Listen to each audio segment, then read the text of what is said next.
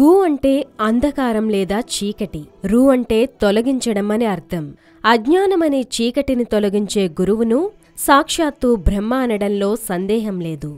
అద్వితీయమైన గురు పరంపరలకు అలవాలం మన భారతదేశం.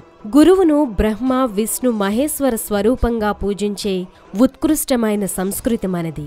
గురుకుల విద్యా విధానం అమల్లో ఉన్నప్పుడు గురువులు దైవంతో సమానంగా పూజలందుకున్నారు. అలాగే ఆ గురువులు కూడా శిష్యులను తమ కన్నబిడ్డల కంటే మిన్నగా ప్రేమించారు. నేటి కాలంలో అంతటి గొప్ప గురు శిష్య బంధం చాలా అరుదు. గురు పూర్ణిమ సందర్భంగా గురువులను స్మరించడం వల్ల త్రిమూర్తులను పూజించిన పుణ్యఫలం లభిస్తుంది. ఆదియోగి, ఆది గురువైన మహాశివుడు ఆషాఢ పౌర్ణమి నాడు సప్త ఋషులకు జ్ఞానబోధ చేసినట్లు శివపురాణం పేర్కొంటోంది.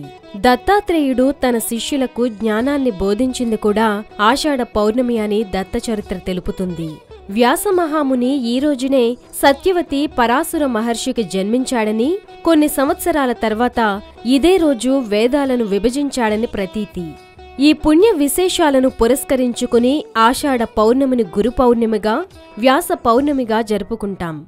అందుకే విష్ణు సహస్ర నామాల్లోనూ వ్యాసం వశిష్ఠ నప్తారాం సక్తే పౌత్ర మకల్మషం పరాశరాత్మజం వందే సుఖతాతం తపోనిధిం అంటూ వ్యాస భగవానుని స్మరించుకుంటాం. మనకు ఆదిగురువు అమ్మ. జన్మనిచ్చిన తల్లి దగ్గరే బిడ్డ మొదటి విద్యాభ్యాసం ప్రారంభమవుతుంది. భూమ్మీదకు రాగానే తల్లి సాయంతో అనేక భౌతిక విషయాలను గ్రహిస్తాడు. అందుకే ఈ రోజు తొలి పూజ అమ్మకే. ఆ తర్వాతే తండ్రిని, విద్యాబుద్ధులు నేర్పించిన గురువులను కృతజ్ఞతగా పూజించాలి.